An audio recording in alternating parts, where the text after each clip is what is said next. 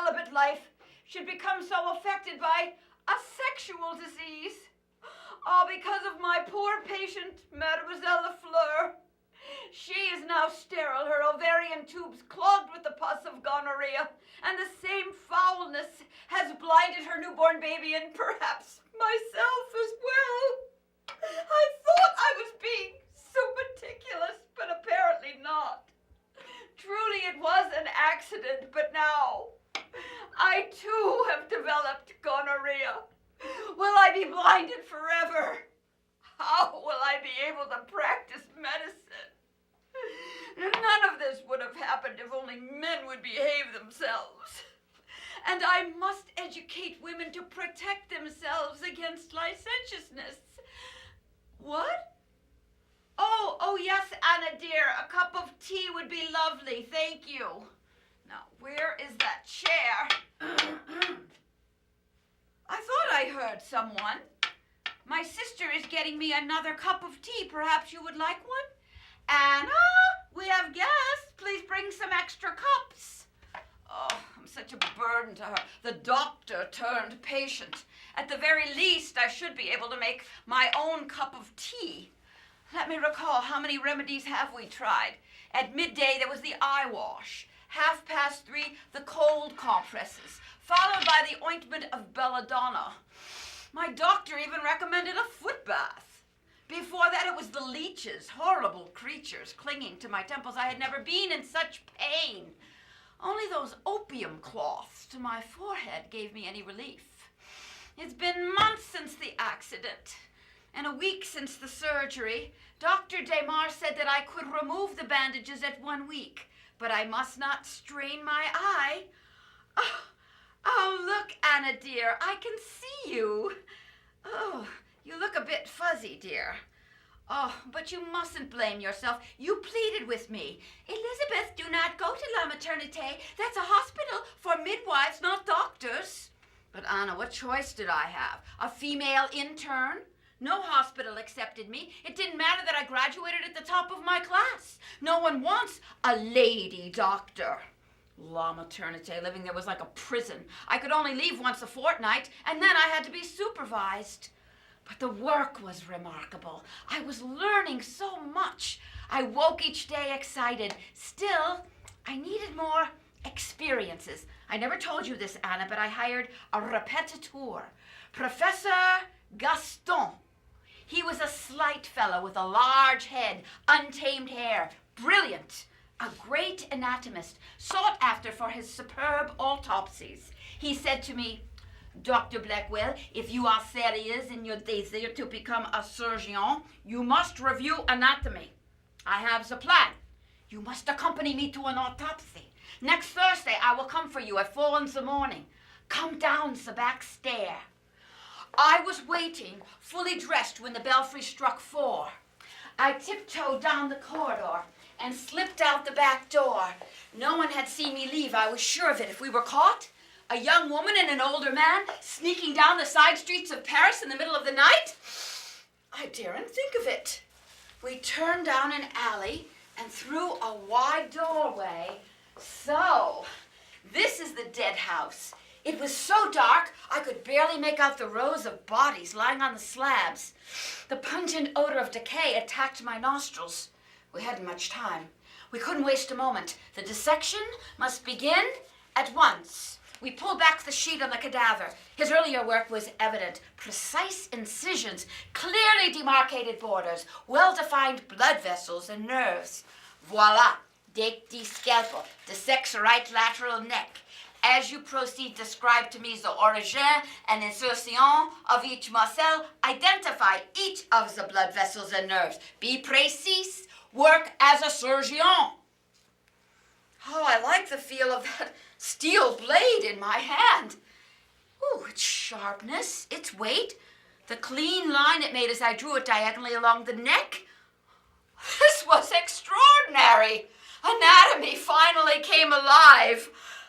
I will become a surgeon. What? 2 hours passed? So soon? We must leave at once. The morning workers will be returning soon. Those dissections are still so vivid to me. Just like my memory of November 4th, 1849, Matron Simone assigned me the sickest babies. Dr. Blackwell, baby boy Lafleur needs eye washes every 2 hours. His eyes are glued shut with sequestered green discharge. It is another case of venereal disease. Gonorrhea? We see so many here. It was passed from his mother during birth. Every 2 hours you must rinse out his eyes with some warm saline solution. The last treatment was in the middle of the night. I was exhausted and the light was so dim. So I leaned close over the little infant's face and squeezed the soothing liquid into his eyes. Suddenly, a splash of pus hit me square in my left eye. I pulled away, but too late. Oh, Anna, at first I thought nothing of it. I just rinsed out my eye and kept on working. All afternoon I was bothered. It felt like a grain of sand, and it kept getting worse. By night, my eye was red, swollen, inflamed. I tried to sleep but kept waking up. And in the morning, my eye was crusted shut. I rushed to see the doctor on duty. He wasted no time. Elizabeth, the first 24 hours will be critical. Treatment must commence immediately. And there will be weeks of therapy. And Elizabeth, when we remove the bandages, you must be patient. Only time will heal. And then we can tell. But how could I wait?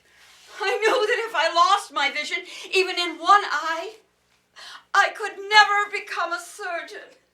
Oh, Anna, what if my struggle to become a physician has been for naught? Oh, dear Lord, it can't be. Even without my eye accident, it's always been a struggle for women, hasn't it, Anna? To think of you becoming a correspondent or my studying medicine. It wasn't even a possibility. We all knew girls didn't do such things. To become a physician, at first I had little interest. I had scant sympathy for sick people.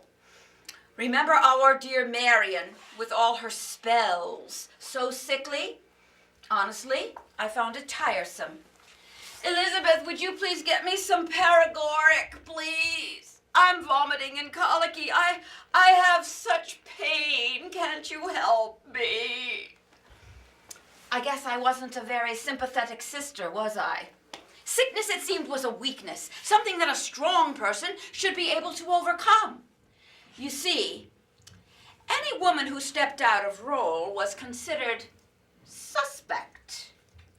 A girl was to be a lady, a wife, a mother, caretaker of home and family, obedient, genteel, playing the piano, perfecting new embroidery stitches, cultivating a lovely garden. With the Blackwell sisters, we preferred to spend our time discussing women's education and the latest reforms. How proud we all were of you, Anna, an independent woman, off to Europe as a correspondent for Horace Greeley's newspaper, The Nation. Surely you must have considered marriage. I know I did. There was my beau, George. Remember him? Oh, he was clever, handsome, well-educated. Most people thought I was so fortunate. But something was missing in our relationship. He was too rigid, his views too narrow. I desired an ennobling companionship. I knew it wouldn't be possible. I saw no future in it, so I broke it off. Whenever I think about marriage, an image of Grandmother Blackwell sitting at the kitchen table, sipping her cup of tea, comes to mind. Now, girls, gather round, sit down. Let's have a bit of tea. Anna, you sit next to me and pour. Marion, please pass out the cups. Emily, there is plenty of room next to Elizabeth. Sarah, I have saved the small chair just for you. Oh, how pleasant it is to have all 5 of you here together. Now, young ladies, I want to give each of you some important advice. Listen carefully.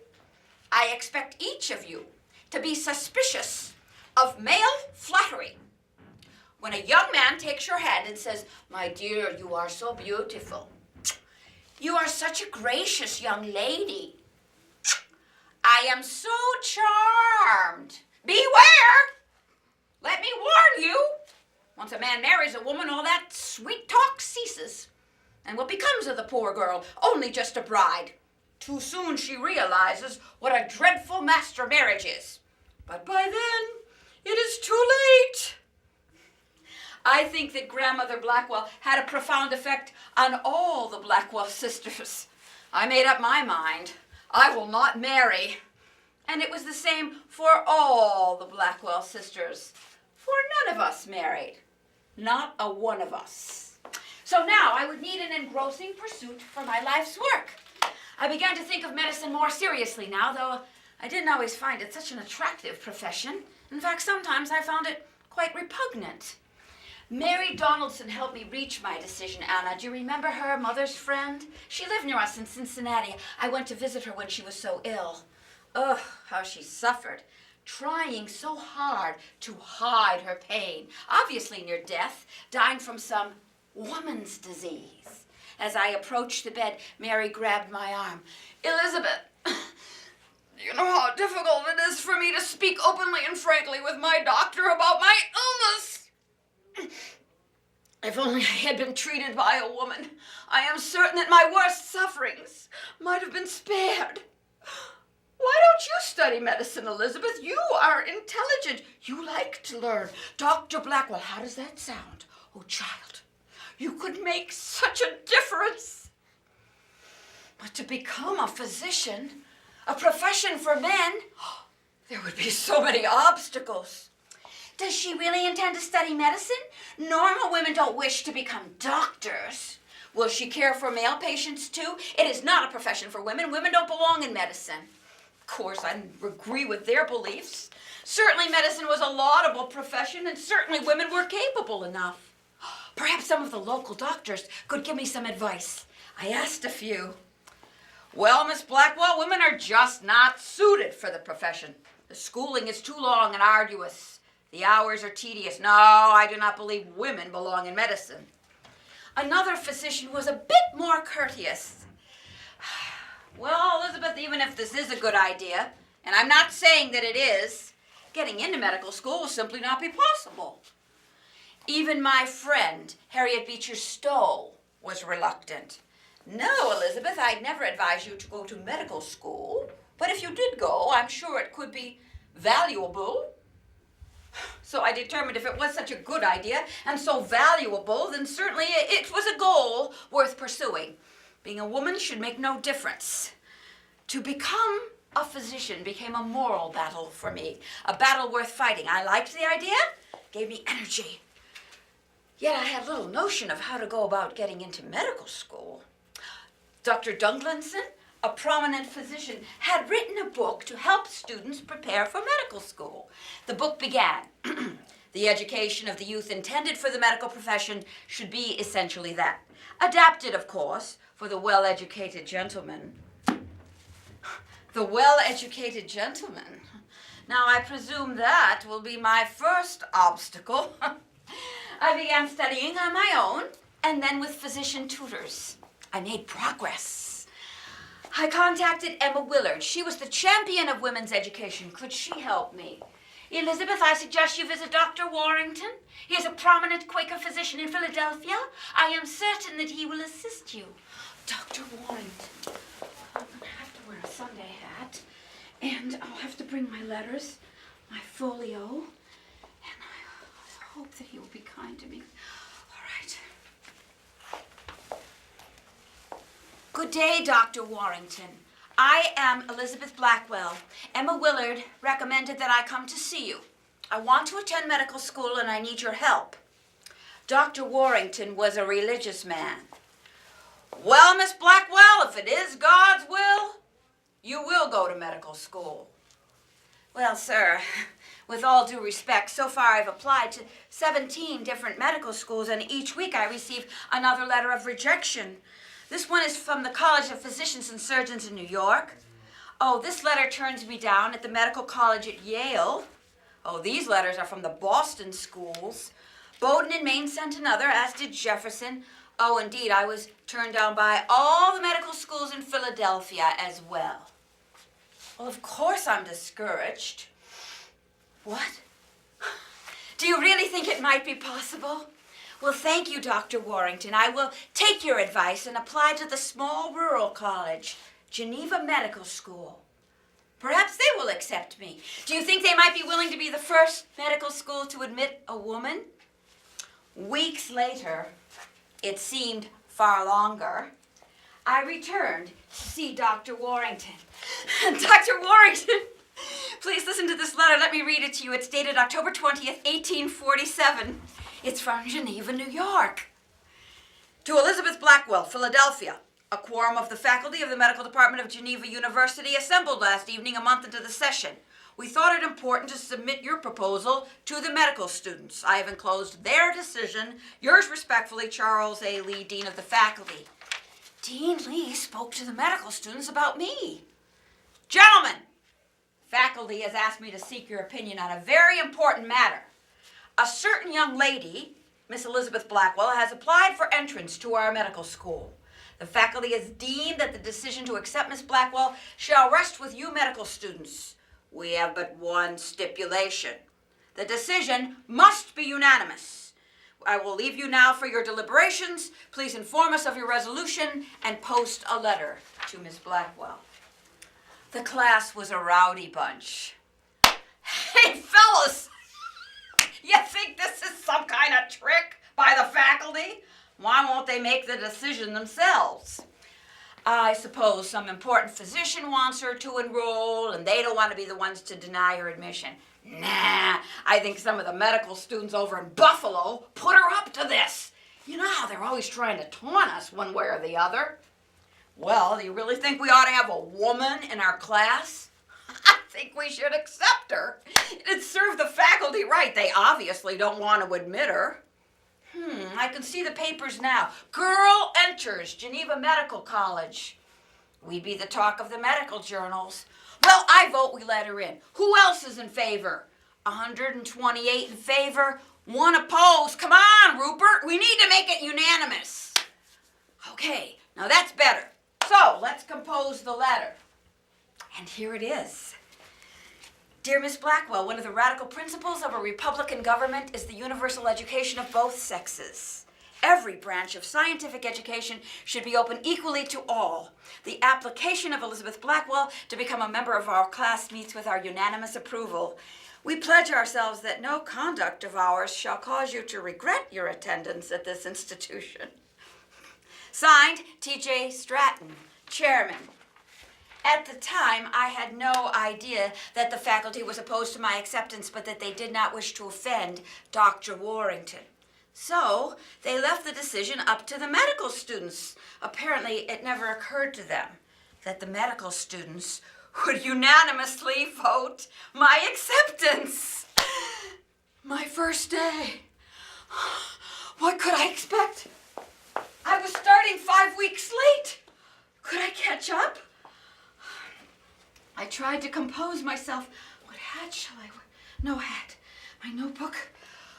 As I entered the classroom, the professor stood on a platform in front of the class. He motioned for me to come up front and sit by him. My classmates filled the seats above. 129 pairs of eyes stared down at me. Ooh! On the professor's desk rested a skull and several long bones, which I recognized as a femur and humerus. Large glass jars filled the shelves, anatomic specimens, body parts. The professors collected hundreds of these specimens, and during lectures they would pass them around for us to examine. We studied each closely. The first held a fetus curled up in utero, the placenta snug to the uterine wall. The second was a prostate gland, which, if you held it up to the light and examined it closely, revealed a small cancer. The third was a mass of worms, blocking the small intestine. Each was fascinating. Professor Webster helped me settle in. He was a pudgy, jovial fellow. He enjoyed the students, and we loved him. At the end of the lecture, a distinguished-looking gentleman came up the aisle. Good day, Miss Blackwell. I am Dr. Charles Lee, Dean of the Faculty. Welcome. I think that your enrollment in our fine medical school will prove to be quite a good advertisement for us. Why, you might even put Geneva Medical College on the map. I assure you this, people will take notice. Why, I venture that in 10 years' time, truly, 1/3 of all the medical classes will be women. We shall write about you in the medical journals. Dean Lee was right. People did take notice. I saved this byline from the Boston Medical and Surgical Journal. Females attending medical lectures. Females? I wasn't plural. I was the one, the only female student. Oh, and another wrote this. Geneva College will be entitled to the distinction, meritorious or otherwise, of being the first to open the door of medical instruction to a female candidate. Meritorious or otherwise. Now that gives one confidence, doesn't it? People did take notice. The townspeople were especially curious about me. As soon as I'd step into the street, the young boys would spy me. Hey, Sam, Ben, Tom, come here quick. It's that Elizabeth Blackwell. Come on, let's have a good look at the lady doctor. The ladies, too. I'd catch them staring. When I'd walk by, they'd step aside. I certainly was a curiosity in Geneva. Most days I found to be very interesting.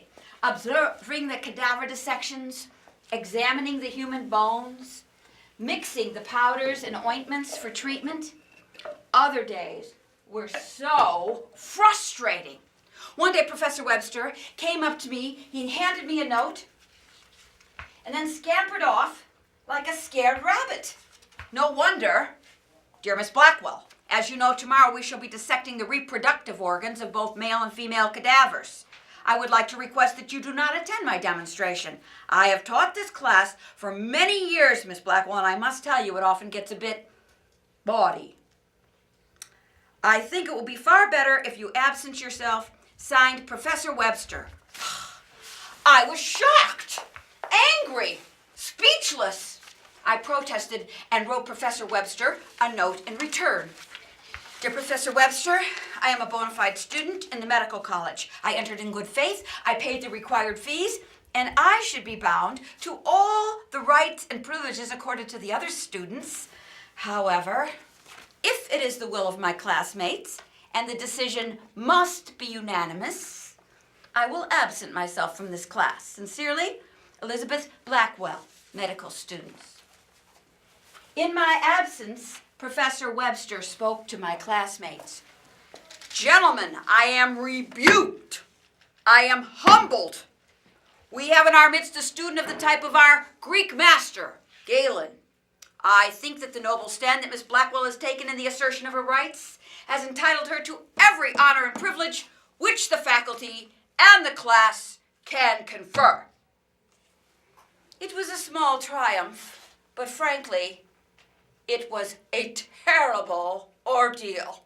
First, we learned the female anatomy and dissected the vagina, uterus, and ovaries.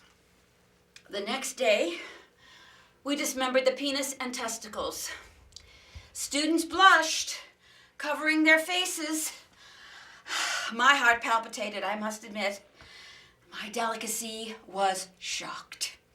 Finally, the term came to an end, and we all dispersed to work in clinical medicine. Howard went to the Buffalo Hospital. Charles stayed in Geneva. John joined his father in Rochester. I had expected a letter of introduction from my professors, but none was forthcoming. No hospital accepted me. So I returned to Philadelphia and was taken in by the Blockley Almshouse, just like they took in hundreds of destitute women. Nurse Butler was in charge. Come, Miss Blackwell, we have a room for you up on the 3rd floor. It's on the ward for patients with syphilis. Study these women carefully. They will teach you about syphilis, a devastating disease. You see that woman shuffling down the corridor? Her name is Rebecca. She was orphaned at 15, left to the streets, found work in a brothel where she contracted syphilis. Well, Nurse Butler, is that the typical gait of the patient with syphilis? Is she also suffering from dementia? Yes, Miss Blackwell, and these women suffer from heart disease as well. In fact, we just purchased one of those new stethoscopes. Here, You can practice by listening to their hearts. And I did listen to their hearts, with the stethoscope and without, to their physical findings and to their brokenness. It overwhelmed me. I wrote numerous letters home to Mama.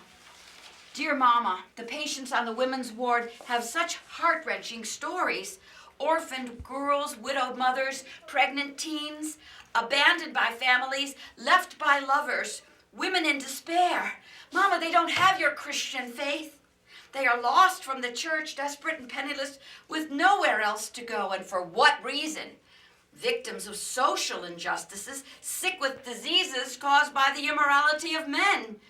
Worst of all, these women have no voice, no opportunity to fight for their own rights. But Mama, I promise you this, I will help these women. I will wage war against this licentiousness. Your loving daughter, Elizabeth. After several months at Blockley, we returned to Geneva for our final months of medical school. For some reason, my classmates were eager to see me. Hey, Elizabeth, welcome back. What'd you think about the Women's Rights Convention in July? If you had been here, would you have gone? It was right over in Seneca Falls, only 20 miles from here. We really want to know if you're going to wear bloomers. Are you going to be like Amelia Bloomer? Gentlemen, my statement is not about dress. Quickly, we plunged into our studies. We were anxious to graduate. The only member of my class who could attend my graduation was my brother, Harry. I so looked forward to his arrival. I wanted to look fashionable, so I pampered myself. After all, this was an important day, not only for me, but for all women.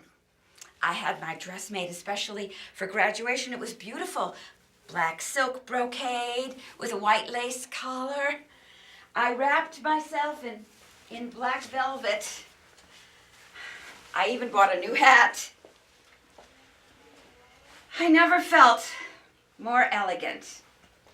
Finally, January 23rd, 1849, Harry and I walked arm in arm down Main Street. Hushed crowds lined the roadways. As we entered the church, there was a stir and a murmur. Everyone turned. All the ladies in Geneva were there.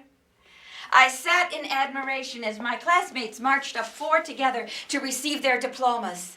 President Hale addressed each of them in the masculine form. Domine, he handed them their diplomas. Then it was my turn. I rose. I held my head high.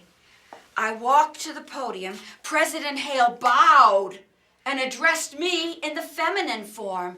Domina Blackwell. He handed me my diploma. I was speechless. I began to walk away, but then I turned back. Sir, I thank you. By the help of God, it shall be the effort of my life to shed honor upon your diploma. Dean Lee was right. People did take notice. The Boston Medical and Surgical Journal called my graduation a farce. Medical professionals were admonished, do not emulate the impropriety of Geneva Medical College. Oh, and this writer signs himself only as DK. It is to be regretted that Miss Blackwell has been induced to depart from the appropriate sphere of her sex and led to aspire to honors and duties which, by the order of nature and the common consent of the world, devolve upon men.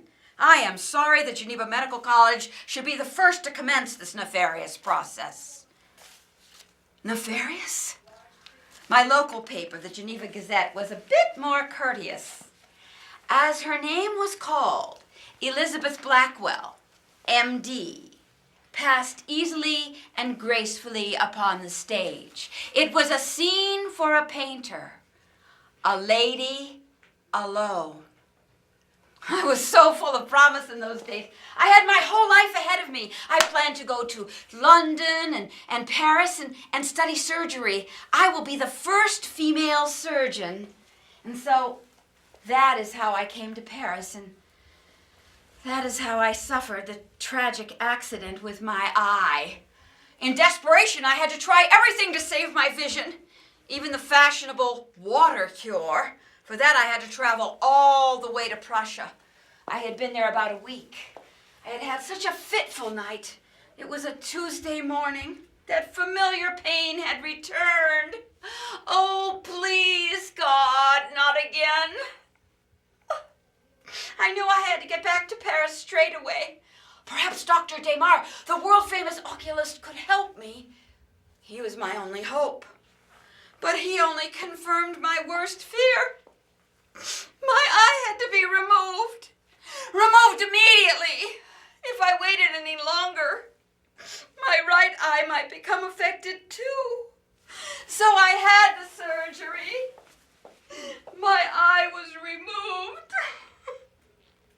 Do I look disfigured? Is my face distorted? I can see with my right eye, but I have little depth perception. I know now. I can never become a surgeon.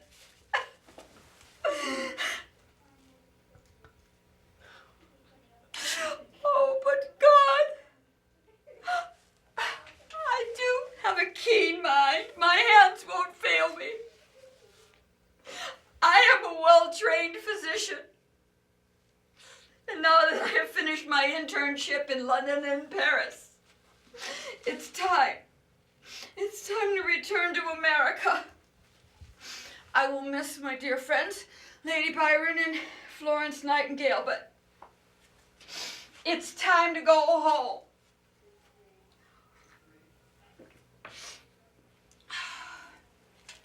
My sister Marion had written Anna and I in Europe about the Women's Rights Convention she attended in Worcester, Massachusetts.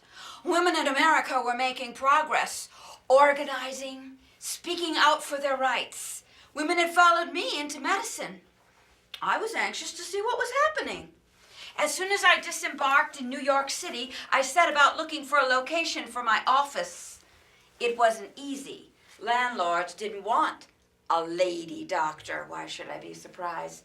But I did find rooms at University Place overlooking Washington Square. Medical rooms on the first floor. I made my home above. My practice started small, so I began by giving lectures on health and hygiene. Soon my practice grew. Then I was too busy. It was exhausting working all day. At night, I was lonely. I debated with myself what to do. I did not want to marry, but it was part of my nature to want a child. A child would allow me to be free and calm for the wider work. Marian, please grab your hat and accompany me to Randall's Island. There are hundreds of orphan children in the girls' dormitories. Hey, Elizabeth, look over there by the window. What do you think? She looks a bit shy. Irish, perhaps. How old is she? 6, maybe 7 years old? I knew from the start that she was the child. Her name was Kitty. Kitty Barry. I couldn't wait to take her home with me. And so I did.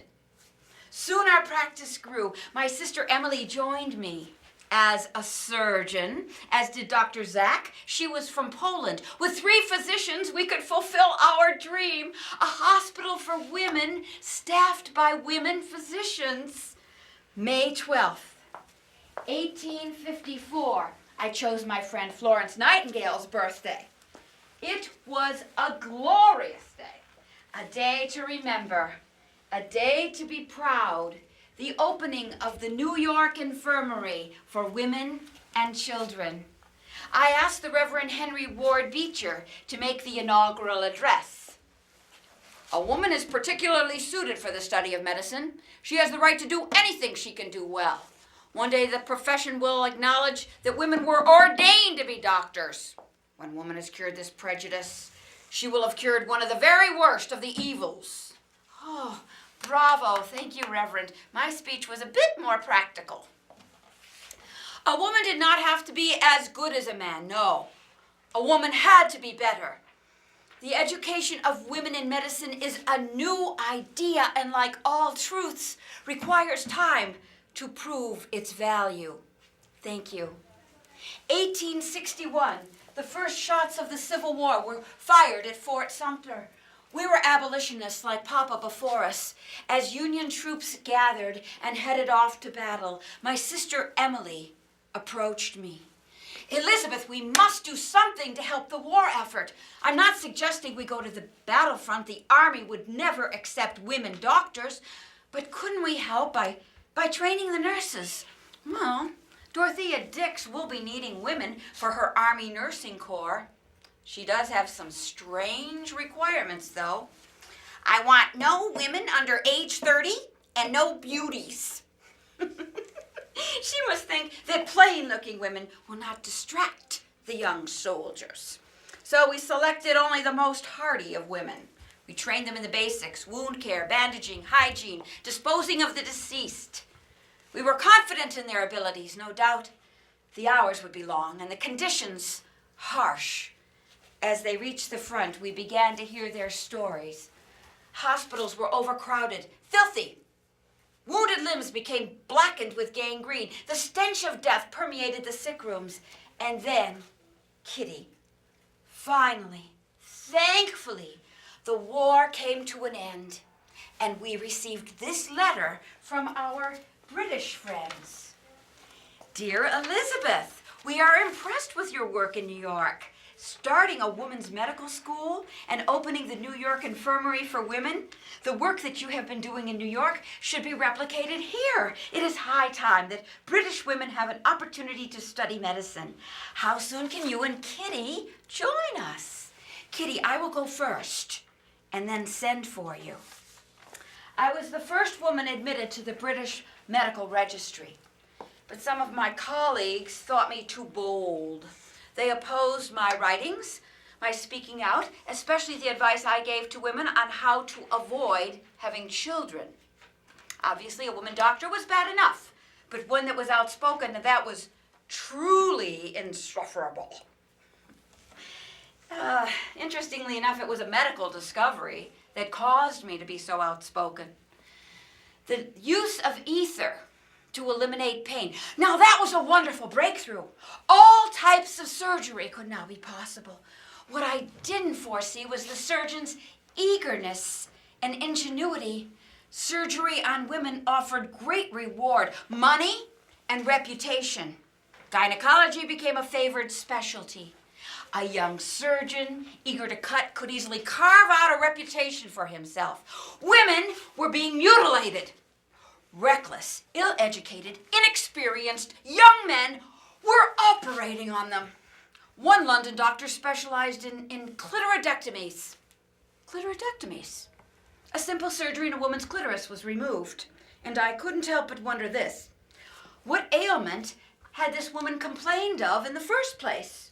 Oh, the husbands complained that they were hysterical. And the doctors said they were oversexed. By whose standards?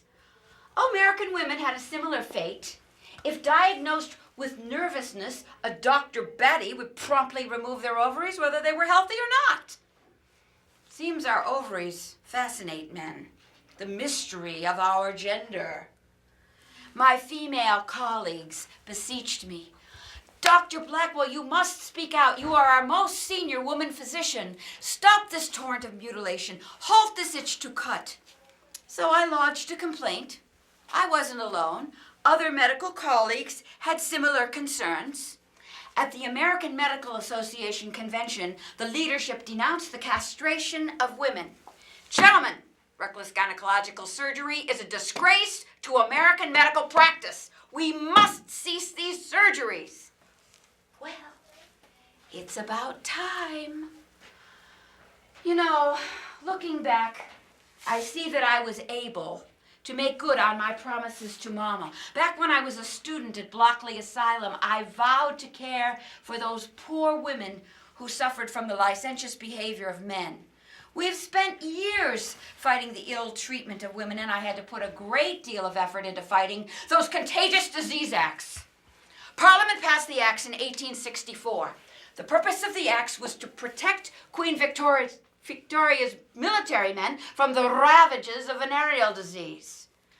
But how do we protect one gender while we degraded the other? In seaports across the British Empire, if a woman was suspected of being a prostitute, she was obligated to undergo a physical examination. Not that she may, but that she must.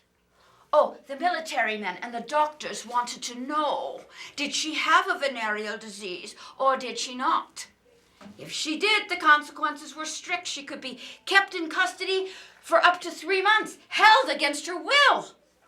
Now the men, alas, they were, how shall we say, innocent victims, and thus would require no such invasion of their body, and doubtless no restriction of their activity. I denounced Parliament's condoning men's purchasing the bodies of women. I knew I had to speak out. I contacted the military. I spoke to a Captain Tifton. Good day, Captain. I am Dr. Elizabeth Blackwell, and I am here to speak with you about these unfair, outrageous, contagious disease acts. Well, certainly, Captain, I am aware that it is your responsibility to protect the men serving the crown, but my concern is for the women. Are not both men and women diagnosed with venereal disease? Nonetheless, Captain, how in the collective wisdom of the British military do you figure that these women contract venereal disease in the first place? Well, madam, as we all know, men will be men. Look, madam, we ship them off to godforsaken countries. India and the Sudan, we ship them off alone without their wives or sweethearts. What can we expect? They are but boys. They have no self-discipline. Sir, your rationale, men will be men, and it is unacceptable. Let me present my recommendations for the military. Number 1, teach your men to have self-control. Why not teach them that no death is to be feared compared to a lifetime of incontinence? I'm sure those young boys would fear a lifetime of dribbling. Number 2, stop the idleness of the army. Keep those boys busy. Number 3, soldiers follow their leader's captain. Cannot you and your fellow officers set an example? It took 16 long years, but finally, the Contagious Disease Acts were repealed. How we rejoiced.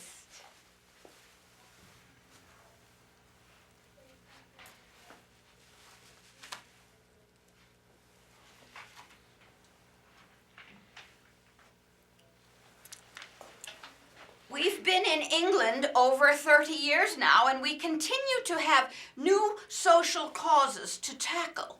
Take a look at this latest controversy. Here are the letters from yesterday's post. Quite a correspondence. The stack supporting our position, the stack opposed. Everyone has an opinion. Yes, we should experiment on animals. No, we should not. Vivisection provides us with useful information. No, we haven't learned enough yet to justify it. There's another vivisection debate tonight. This one concerns using animals for vaccination studies. Well, I just think that vaccination is an unnatural act to deliberately introduce morbid matter into healthy bodies. At best, it is a well-meaning fallacy of medical practice. I recall one of my own patients, a youngster named Pearl Wood. I vaccinated her against smallpox. Oh, the vaccine was guaranteed to be pure. It had been tested on animals. But little Pearl became seriously ill and died. Do you know what it is like to be a physician and to have caused the death of a child? A death by my own hands? Look what is happening here. Politicians are becoming scientists. Parliament has passed the Compulsory Vaccination Act. Doctors are in a quandary, for and against. And what should the poor parents do? Should we or shouldn't we vaccinate? Will we protect or will we harm? Could we ever eradicate a disease? Can you even imagine a world without smallpox? You know, these controversies will always be with us. There are so many more yet to come. But through it all, I look back and I see the progress that we have made, and I am gratified and proud. Proud of the women doctors who came behind me. Proud that we were able to start first-class medical schools for women. Proud that we were able to establish legislation to make the lives of women better. But it has not been easy. All along the way, society told us we were wrong, or unfit, or misfits. Women were not to be out of the home. Oh, our place was clear, but it wasn't where I wanted to be. Yes, I started alone in medicine, but others did the same in their fields. George Eliot in literature, Lady Byron in mathematics, Florence Nightingale in nursing, Elizabeth Cady Stanton, and so many others that we admired. Even my own family inspired me. Anna, a correspondent. Emily, a surgeon. Sam's beloved Antoinette Brown Blackwell, the first congregational minister in America. And of course, Lucy Stone at the forefront of women's rights, Harry's wife. Each of us had our personal stories, how we were chided for our audacity, our defiance, scorned by men and women, outcasts. But our work inspired us and one another. As we rebelled against the constraints of society, others joined us. Courageous women and bold men stepped forward for our causes. But it isn't over now, is it? Will it ever be? Will we ever get a voice, a vote? Will we reach a time when men and women have the same opportunities? I don't know. Perhaps my little Kitty said it best. Once when she was very small, perhaps 7, 8 years old, a family friend came to visit our home. He was a highly regarded male physician. After a long, pleasant dinner and lively conversation, he took his leave. After he had departed, Kitty came up to me with a very puzzled look on her little face and said, "Doctor, how very strange it is to hear a man called doctor." And now I must take my leave. Pleased to have made your acquaintance.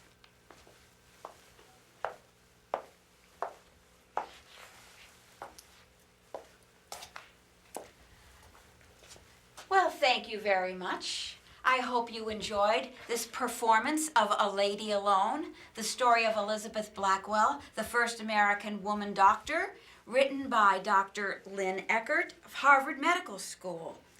It's interesting that Dr. Eckert's job for Harvard International is to go to third world countries and open medical schools, just like Elizabeth Blackwell did.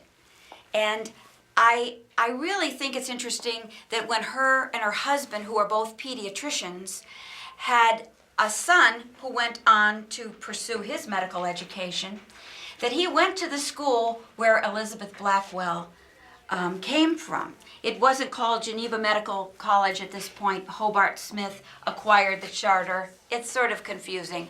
But the point is that here this woman had been a physician for 40 years. She had been the chair of a department at UMass Medical School, and that was very rare because for 15 years she was the only woman chair of a department.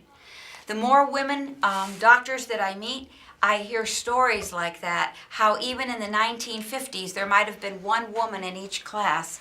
And depending on the geography, where you're from in the United States, this takes on an even different flavor in terms of the statistics.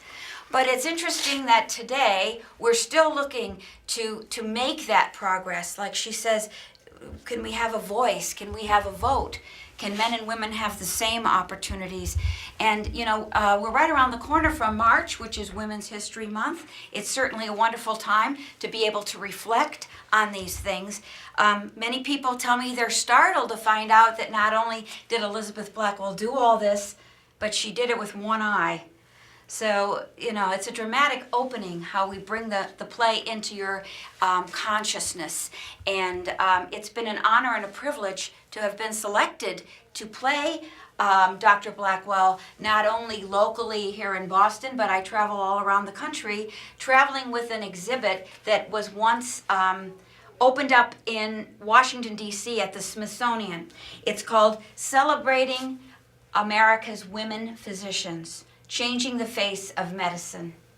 And now in this country, 54% of all medical students are women. It's an interesting statistic, isn't it? So I am very edified by the growth and the change. The exhibit is a graphic exhibit. It was here in Boston, it was at Harvard, it was at Mount Holyoke, it was at UMass, and now it's sort of west of the Mississippi.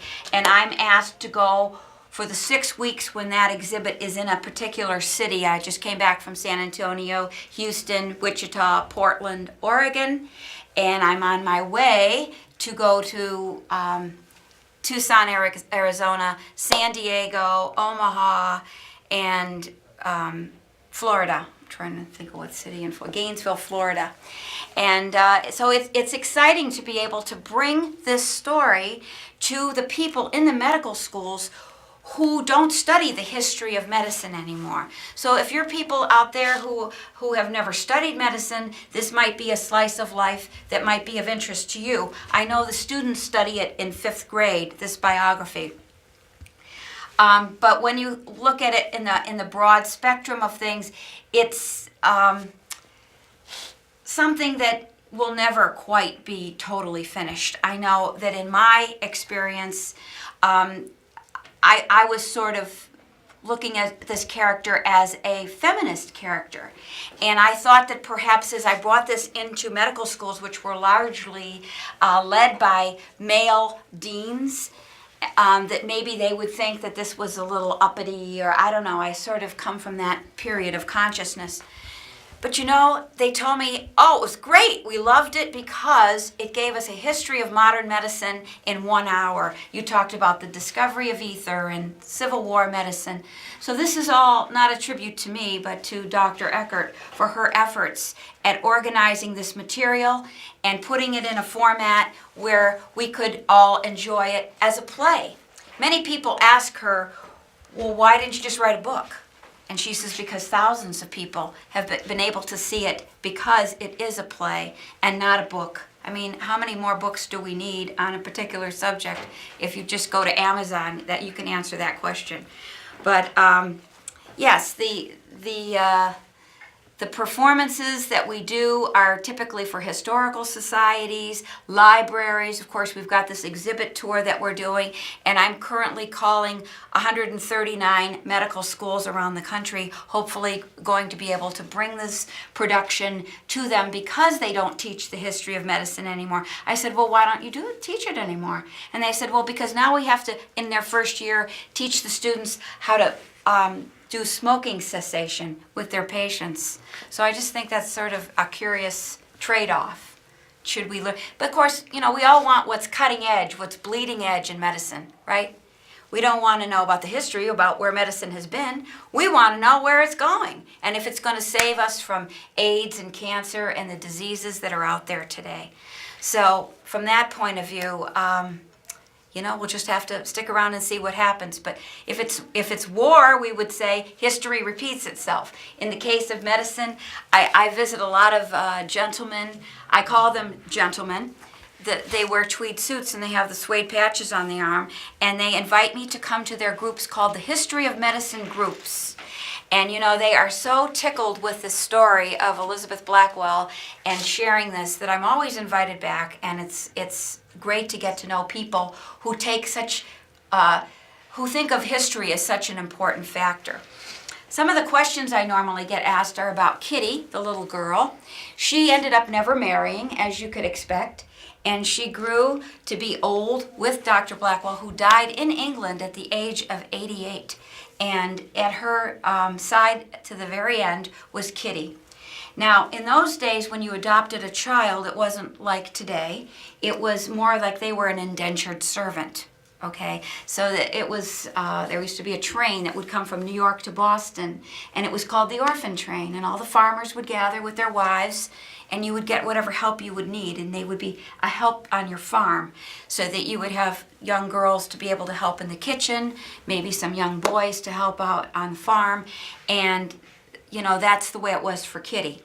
Other questions that were typically asked are about the let's see. A lot of people like to try to imagine what it might have been like to see these 5 sisters and their husbands, plus all their brothers and their wives, sitting around the dining room table. What was that like? You know, I don't know. I would think it would be pretty exciting to see how people would act in an area where they didn't have the normal restrictions that other people did in that period. Her background, her father was a sugar farmer in England, and when he emigrated to this country, Elizabeth was 11 years old. And in this country, he was an abolitionist, so he was against sugarcane and cotton farming because it was the use of slaves. And so he said, well, we're going to do sugar beet farming. And he had 2 sugar beet farms, and both times the barns burned down and the farms burned down. And yet his greatest priority in life was making sure that his children, especially his daughters, were educated in such a way that they could grow up knowing that they were capable of anything. And today we think we're so innovative because we want our young daughters to perhaps learn more and go further in life in their education than we may have done. Well, that decision is up to our young daughters, our sisters, even our parents. And we will just have to see where we go from here. That's everyone's own decision. But it's been a pleasure to come to Somerville and to share this with you this evening. And I say again, thank you for your kind attention.